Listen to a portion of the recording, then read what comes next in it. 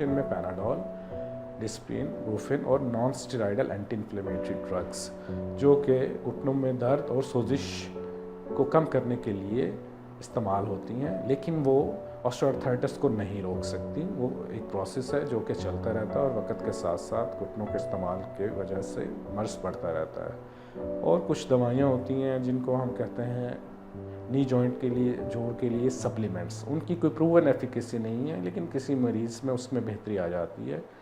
वो over the counter available हैं जो कि हम रिकमेंड नहीं करते।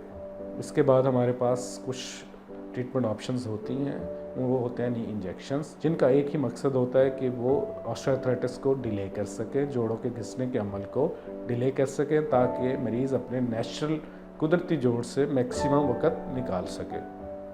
उन इंजेक्शंस में हमारे पास होते हैं hyaluronic acid, platelet rich plasma therapy, stem cell therapy और कॉर्टिसोन के इंजेक्शन।